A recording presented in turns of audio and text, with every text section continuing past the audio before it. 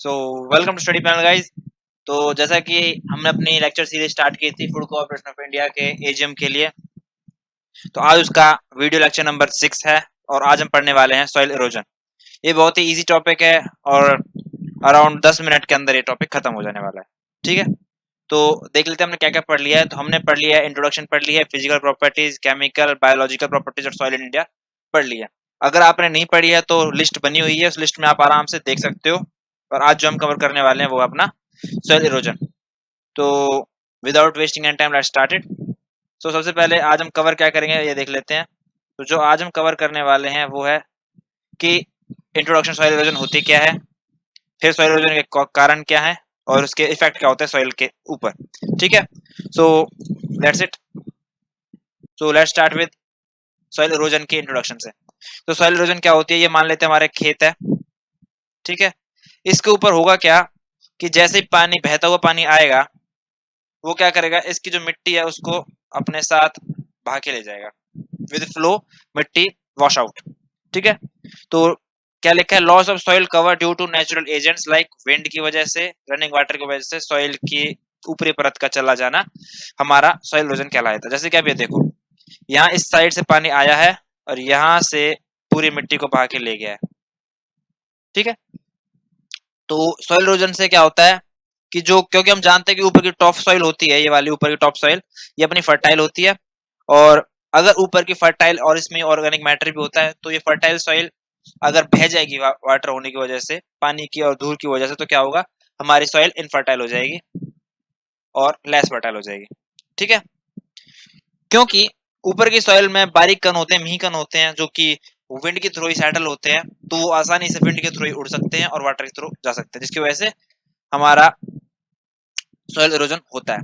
ठीक है, अब देख लेते हैं सॉइल इरोजन के कारण क्या है। तो सॉइल इरोजन के हमारे पास बहुत सारे कारण हैं, जैसे कि अपना पहला तो विंड हो जाएगा, फिर वाटर हो जाएगा, डिफॉरेस्टेशन, ओवरग्रेजिंग बाय कैटल, के हमारे कारण है। सबसे पहले अपना विंड, हवा कैसे काम करती है।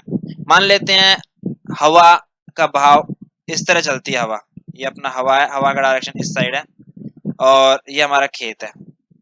ठीक है, तो होगा क्या, हवा यहाँ से आएगी और इस सारे सारे को उड़ा के ले जाएगी मिट्टी को। ठीक है, और उसके बाद क्या होगा, इस जगह पे क्या होगा, उपजाऊ मिट्टी की कमी हो जाने वाली, सारे पार्टिकल धूल बन के वॉश आउट हो जाने वाले। ठीक है, तो अब देख लेते हैं कि लिखा क्या है यहाँ पर। ये लिखा है कि जब स्ट्रॉन्ग विंड आती है तो टॉप सॉइल ऑर्गेनिक मैटर के साथ हवा के साथ चली जाती है, जो कि मैंने बनाया था। ऐसा क्यों होता है, जब होता है क्योंकि अगर घास नहीं होगी, क्योंकि घास की जड़ें ग्रिप बना के रखती है, किसकी, सॉइल की ग्रिप बना के रखते हैं सॉइल की ऊपरी परत की, तो वो बच जाती है। अगर घास नहीं होगी तो विंड के साथ वो उड़ जाने वाली है। ठीक है, जो धूल भरी आंधी है वो क्या है, धूल भरी आंधी वो सॉइल इरोजन के जो डस्ट पार्टिकल है, वो सॉइल, जो धूल भरी आंधी में जो धूल है वो अपनी खेतों की ऊपर की परत है।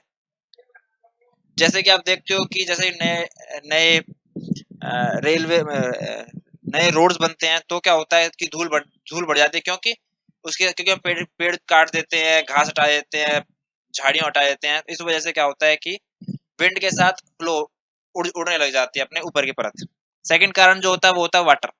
जैसे ही पानी का बहाव आता है, जैसे कि नदियां आती है, नदी में बाढ़ आ जाती है, बाढ़ आने की वजह से क्या होता है, खेतों के ऊपर की परत सारी की साफ हो जाती है। ठीक है, इसका फायदा भी है कि अगर ढलान स्लो होगी, ठीक है, मान लेते हैं ये अपने ढलान है, ये अपने ढलान है, पानी यहाँ से आ रहा है, तो ये क्या करेगा, ये इस जगह की सॉइल है उसको लेके जाएगा। पर जैसे ही ढलान अपनी कम होने वाली है, तो ये यहाँ पर इसको मिट्टी को डाल देगा, जिससे कि हमारा बनता है सुंदरबन डेल्टा, डेल्टा का निर्माण करते हैं, जैसे नदियां स्लो ढलान की वजह से। और अपना मैदानी इलाका, जो कि अपना गंगा यमुना वाला मैदानी इलाका, वैसे निर्माण हो जाता है।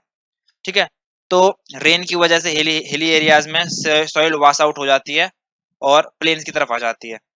ठीक है, उसके बाद क्या होता है, जो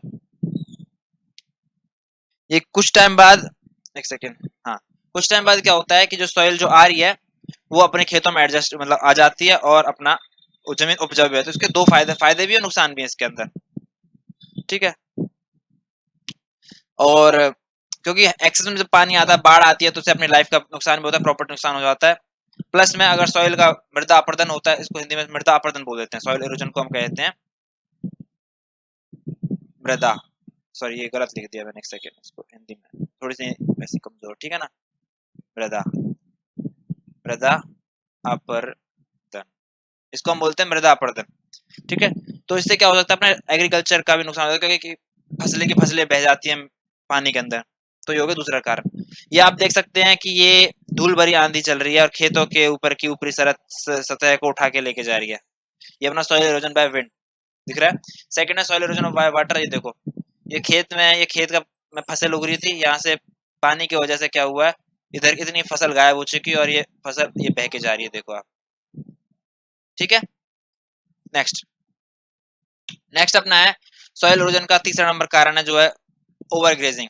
ओवर ग्रेजिंग क्या होता है कि जैसे कि आपकी गाय भैंस है, गाय भैंस को हम किसी खेत में चरने के लिए छोड़ देते हैं, तो वो क्या करती हैं, सारी की सारी घास को खा जाते हैं। घास के खा जाने की वजह से क्या होगा कि जो रूट है, जो रूट्स जो उनकी होती हैं वो ग्रिप टूट जाती है और सॉइल इरोजन आसानी से बढ़ जाता है, क्योंकि फिर विंड और वाटर अपना काम कर जाते हैं और सॉइल को बहा ले जाते हैं, ठीक है। नेक्स्ट है डिफोरेस्टेशन। अब क्या होता है, जैसे कि हमारे जंगलों को का कटाव इसे कह देते हैं हम, जैसे कि जंगलों में पेड़ होते हैं, पेड़ों को काट देते हैं। पेड़ क्योंकि पेड़ उसकी जड़ को ग्रिप करके रखते हैं, मिट्टी की जड़ को ग्रिप करके रखते हैं, मतलब पेड़ की जड़ें मिट्टी को ग्रिप करके रखती हैं, तो उसकी वजह से क्या होता है, पेड़ कटेगा जड़ हटेंगी और मिट्टी ढीली हो जाएगी, मतलब इसमें स्ट्रक्चर भी लिखा हुआ है, ठीक है। मिट्टी ढीली होने की वजह से क्या होगा, अपना सॉइल इरोजन बढ़ जाने वाला है, ठीक है। अब देखो ये लिखा है यहाँ पे, थ्योरी देख लेते हैं एक बार। Human have taken from the west forest को कल्टीवेशन के लिए जैसे हम लेते हैं, तो हम क्या करते हैं, पेड़ काटना स्टार्ट कर देते हैं और ज्यादा ही लंबे स्केल पे पेड़ों को काटने को हम कहते हैं डिफोरेस्टेशन, ठीक है। इसकी वजह से क्या होगा, जो सॉइल की रूट्स हैं वो क्या करते हैं, ग्रिप बना के रखती हैं। जैसे ही सॉइल जैसे ही अपना पेड़ कटेगा, वैसे ही अपना ग्रिप हटेगी, ग्रिप हटने की वजह से वो विंड के और वाटर के इफेक्ट में आ जाने वाली है, ठीक है। जैसे कि अपने देखो, ये अपने घास चर रहे हैं, कुछ टाइम बाद सारी की सारी घास को साफ कर जाने वाली हैं। पूरी घास कटने के बाद क्या होगा, घास की जड़ समेत खा जाएंगी ये। उसके बाद क्या होगा, यहाँ पे मिट्टी के अपरदन के चांस बढ़ जाने वाला है। यहाँ आप देख सकते हो डिफोरेस्टेशन दिख रहा है, ये पूरा पूरा पेड़ काट दिए यहाँ पर, झाड़ियां साफ, सब साफ। अब क्या होगा, मिट्टी आएगी ऊपर की परत को बहा ले जाएगी, मतलब हवा आएगी ऊपर की परत को उड़ा ले जाएगी, साथ में पानी आएगा तो पानी भी साफ कर देगा, तो उस तरह सौर का अपरदन होने वाला है, ठीक है। अब इसके इफेक्ट क्या है, मतलब हमारे ऊपर क्या इफेक्ट पड़ते हैं इससे। सबसे पहला जो इफेक्ट है वो तो हमको पता ही है कि टॉप सॉइल हट जाती है, पानी बहा के ले जाता है सॉइल इरोजन से। पानी पानी क्या करता है, पानी या हवा टॉप सॉइल और जो फर्टाइल सॉइल है उसको साफ कर देती है, ठीक है, ठीक है। तो अपना जो सेकंड इफेक्ट है वो है सॉइल कंपैक्शन। सॉइल कंपैक्शन क्या होता है, मान लेते हैं अपना खेत है, इस खेत में क्या होता है, हमारा रोड रोलर हम चला देते हैं, तो रोड रोलर चलने की वजह से क्या होगा कि जो मॉलिक्यूलर पार्टिकल के बीच में जो गैप होता है, जो हवा होती है वो बाहर हो जाती है और सख्त हो जाती है जमीन, ठीक है। जमीन सख्त होने की वजह से क्या होगा, जिसकी वजह से क्या होगा, जो वाटर है वो नीचे नहीं जा पाएगा, ठीक है। और क्या होगा, जो वाटर नीचे ना जाएगा तो क्या करेगा, वो मिट्टी के ऊपर ही रहेगा और ऊपर ही चलेगा। मिट्टी के ऊपर जाने की वजह से क्या होने वाला है, वो इरोजन करेगा, ठीक है। सेकंड है ऑर्गेनिक मैटर और फर्टाइल मैटर रिड्यूस हो जाएगा, तो मैंने आपको बता चुका कैसे, क्योंकि हमारा फर्टाइल मैटर और ऑर्गेनिक मैटर किसमें होता है, अपना सबसे टॉप लेयर में होता है, ठीक है। अब टॉप लेयर ही हवा या पानी की वजह से उड़ रही है, तो उसकी वजह से क्या होगा, ऑर्गेनिक मैटर फर्टाइल मैटर उड़ने वाला है। इसकी वजह से क्या होगा कि न्यूट्रिशन वैल्यू में गिरावट आएगी और पैदावार कम होने वाली है, ठीक है। ये आप इसके स्क्रीनशॉट ले सकते हो। ये टॉप सॉइल का नुकसान, सॉइल कंपैक्शन में क्या होने वाला है, इसके इफेक्ट क्या होता है, डीपर लेवल तक पानी नहीं जाएगा, जिसकी वजह से क्या होगा, सीरियस इरोजन होने वाला है, क्योंकि पानी ऊपर से निकाल ले जाएगा उसको, धूल मिट्टी को, सॉइल के ऊपर लेवल को, ठीक है। सेकंड है रिड्यूस ऑर्गेनिक और फर्टाइल मैटर में अपना रिडक्शन आने वाला है, जिसकी वजह से क्या होगा, गिरावट आने की वजह से अपने न्यूट्रिशन की वैल्यू गिरेगी, तो उसमें पैदावार भी गिरेगी, फ्लोरा फैना में नुकसान होने वाला है, ठीक है। नेक्स्ट है इश्यूज विद प्लांट रिप्रोडक्शन पे क्या इफेक्ट पड़ने वाला है, ठीक है। अब क्या होता है कि मान लेते हैं हमने खेत में बुआई कर दिया, अब आई बाढ़, अभी हमारे ये बाढ़ आई है, बहुत स्पीड में बाढ़ आ रही है, और क्या होगा, जो बाढ़ में जो मिट्टी जो जो, जो ये बीज डूबे हुए हैं ये सारे डिस्प्लेस हो जाएंगे और कहीं और जाके किसी और खेत में, it's not necessary that way किसी और खेत में जाएं, वो किसी और जगह पे डिस्प्लेस हो सकते हैं, कहीं और दफन हो सकते हैं या फिर खराब भी हो सकते हैं किसी घर में जाके लैंड करके। तो इस तरह क्या होगा, हमारा फ्यूचर की क्रॉप प्रोडक्शन में इफेक्ट आने वाला है। इसमें क्या थ्योरी देख लेते हैं। जैसे ही सॉइल इरोड होती है तो क्या होता है, जो लाइटर सॉइल है वो जो जिसमें न्यू सीड्स हैं वो या तो दफन हो जाती है और मिट्टी आने की वजह से, या फिर वो खराब हो जाती है। उसकी वजह से क्या होता है, फ्यूचर क्रॉप पे इफेक्ट पड़ता है। सेकंड है सॉइल एसिडिटी लेवल पे कैसे इफेक्ट पड़ता है। ये अपना ऑर्गेनिक मैटर के अंदर ही आता है। जैसे कि ऑर्गेनिक मैटर रिमूव होता है तो क्या करता है, ऑर्गेनिक मैटर बेसिक होता है और वो सॉइल की एसिडिटी को कंट्रोल करता है। पर जैसे ही इरोजन स्टार्ट होता है वैसे ही ऑर्गेनिक मैटर डाउन हो जाता है। डाउन होने की वजह से क्या होता है, सॉइल एसिडिटी इंक्रीज हो जाती है। Got it. अपना नेक्स्ट जो सिक्स्थ है इरोजन का, वो है वाटर पोल्यूशन। वाटर पोल्यूशन कैसे कह सकते हैं कि हमारे खेत में हमने डीडीटी यूरिया छिड़क देते हैं, छिड़क दिया क्योंकि डीडीटी यूरिया अभी वाटर वाटर रिसोर्स से दूर है। फिर से ये हमारा खेत है, इस खेत में हमने डीडीटी यूरिया छिड़क रखा है, ये छिड़के पड़ा है डीडीटी यूरिया, ठीक है। और यहाँ पास में ही नदी बह रही है, ये नदी का फ्लो इस साइड है, ठीक है, ये अपना नदी का फ्लो है। अब होगा क्या, जैसे ही नदी का पानी अब इस बॉर्डर को तोड़ के इधर से क्रॉस करेगा, वैसे ही डीडीटी यूरिया को अपने साथ लेके जाएगा और इस वाटर को कंटेमिनेट करने वाला है। Got it. तो इससे क्या होगा, sedimented contamination like use of fertiliser and pesticider का यूज जो होता है वो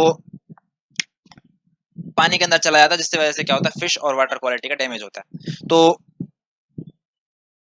आज जो हमने पढ़े गाइस, तो आज हमने पढ़े हैं सॉइल इरोजन के सबसे पहले इंट्रोडक्शन,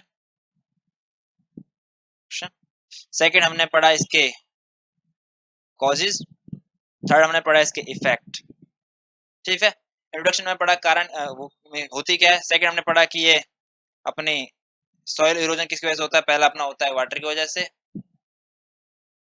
ठीक है। सेकंड अपना होता है अपना डस्ट की वजह से या विंड की वजह से, ओवरग्रेजिंग की वजह से, ठीक है।